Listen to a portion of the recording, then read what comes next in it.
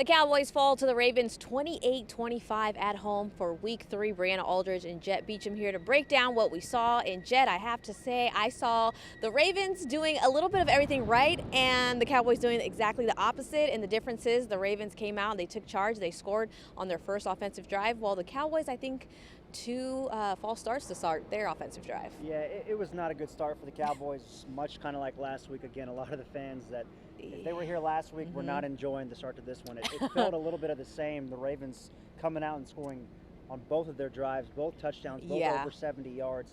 And the defense looked like Swiss cheese early. Yeah, I'm glad that you said it felt like last week, because I did the same thing I did last week when we're sitting in the press box. I looked at you in the first touchdown and I said, this is going to be a long night. And it was literally a ghost town. And you know it's never good when the home team is booing you. Yeah. So that's a problem. And then really the life came at the fourth quarter, but it was too late. Yeah, it's a little strange going back to last week, because at least the offense was able to put up points in that first half. I mean, again, it was 35-16. The defense just no-showed.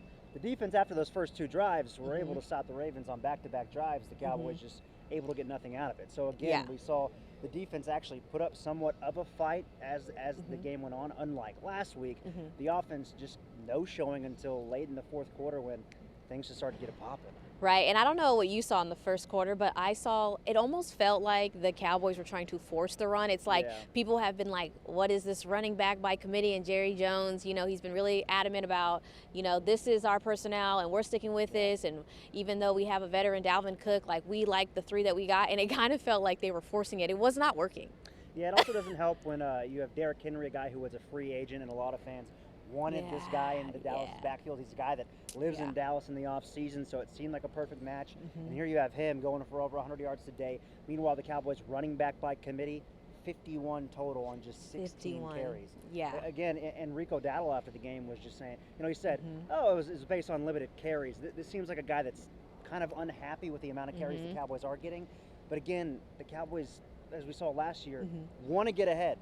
In the last two games, they have not been ahead early, and that forces the pass. Dak, 51 pass attempts today.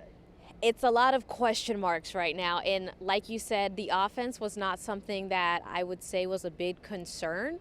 It was the defense, right? They got to stop the run. They got to stop missing tackles, all this stuff. And then today, you see close-ups, at least from the press box, what it looked like a lot of frustration with your number one wide receiver and your quarterback. I'm sure we'll have answers on that when we get to the start, because CD bolted out of the locker room. But that's a concern.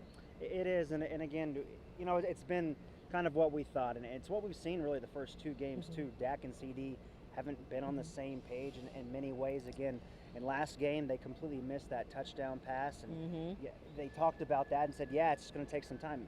And that's why you want to get these contracts done early. So that kind of goes back to the general manager and trying to get these deals done, because training camp, guess what, is important. And so the Cowboys are doing their training camp, at least Dak and CD, kind of right now, and they mentioned it last week. CD got his targets tonight, but it just seemed like, they just were never on the same page. And the frustrations, as you mentioned, they were clear. Yeah, nothing was clicking out there. And it seems like when you do get that big pass to Ferguson or to Tolbert, or if you mix in Brandon Cooks, it's not, I don't want to say you don't care, but it's so lost because the game is just hard to watch at that point. It's hard to see the stats and see there are people actually making plays. Yeah, I mean, again, you look at the final stats and you think Dallas was in this game the entire way, or at least it was close, and they put up a really good fight. Over 400 yards, over 300 yards passing, kind of what we were expecting, at least going in from Dak Prescott, because the Ravens came in with the worst pass defense in the league. But they had just 212 yards going into that fourth quarter, when they still had just 6 points. They had 191 the rest of the way with those 3 touchdowns on 3 straight drives. Again, talking to the Cowboys players after the game, this is the offense they think they can be. It's just they have yet to put a full 4 quarters, at least through 3 games now. And it's kind of like cause for concern when we're asking players, like, why did this happen, or why can't this improve? And Dak kind of was like, I don't know. If I knew the answer, we would fix it, right? Yeah. Same thing with Micah Parsons. This is the second week in a row that he just seems, in the presser at least, defeated. He's very I don't know. It's embarrassing if they don't. And he said last week, if they don't come out my team doesn't come out and prove that they want this and they're executing and they're taking accountability, like that would be more hurtful. And basically in the locker room, that's literally what he said to us today, is that there's not enough trust. That's what he said. So at least Micah's giving us some sort of reasoning why it's not clicking, but he said that, he's standing his ground in his gap and he feels like the man behind him doesn't trust him, and then they're getting out of spot. And like you saw tonight, it just kind of does not work out, and they just keep running and running. To your point, Dak even mentioned that today, which is when Dak mentions something, it's a pretty big deal, right? I mean, that's the leader of your team, the new $60 million man per year, right? Yeah.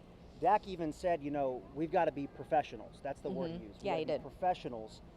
Guys got to know their routes. Guys got to know their assignments, which is literally almost a carbon copy of what Micah Parsons said last week. And now Micah Parsons is saying it yet again. So there's just something going on. And then Dak, in a viral moment, we caught after the game, saying, jump off the ship. And whether that was to the fans that were booing him in the stands or to the teammates that aren't on the same page and aren't giving that effort that guys like seemingly Dak and Micah Parsons have shown.